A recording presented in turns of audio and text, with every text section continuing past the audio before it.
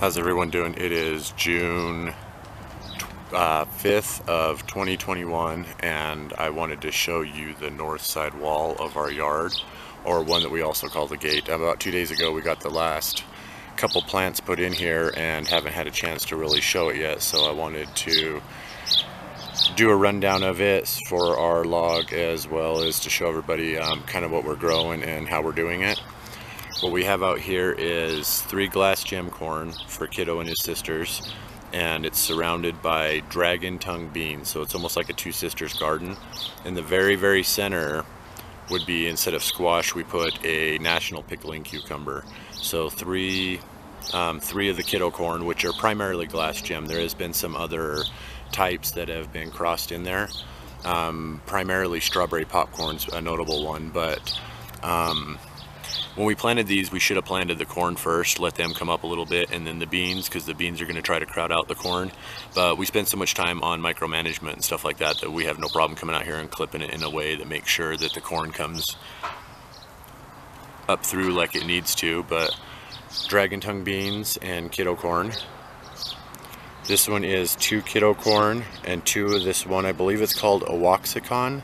It's a green-yellow metallic looking colored corn that I believe is a Native American heirloom, but just a really beautiful, cool looking corn, and we're going to put 2 of those there.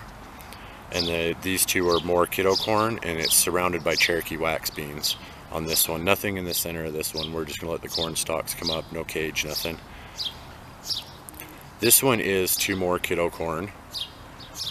And these 2 are a semi-sweet white variety that came from our farm market. They were an heirloom of some sort, but we haven't been able to identify what kind those are. So they could be a hybrid, they could be an heirloom, they could be whatever, but they were really cool, and a sweet corn that's mildly sweet, so it's eatable like you would do if you boiled up a corn cob. And it is surrounded by red beans. We originally tried Calypso beans, but they didn't take for some reason, and we think the beans needed more heat, and especially in this area it kind of got hit by a lot of weather. But these red beans are coming up. Those red beans came from Patrice's garden, and if those didn't come up, we also have some red beans that came from my permaculture garden. This is Kiddo shrub. We've had it since about the first year here. This is our 7th growing season in this yard.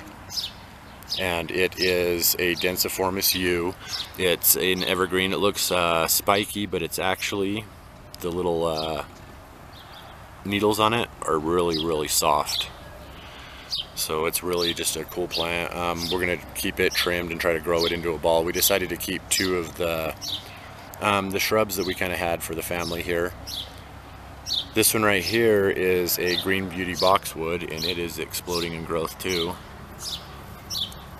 Both of those are landscaping shrubs that we've had for years now. And then in this one, we used to have a golden unanimous.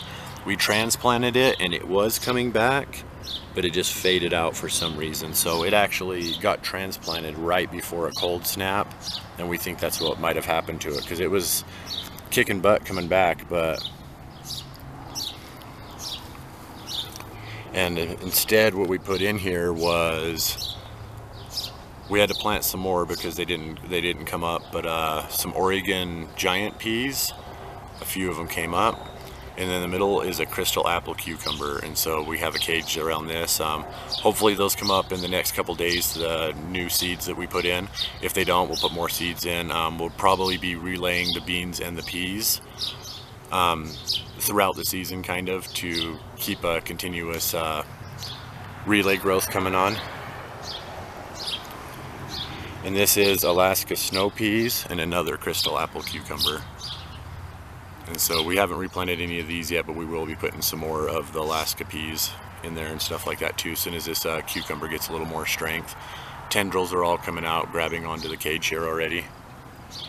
And then our flower bucket. In our flower bucket, we've had hyacinths come up already.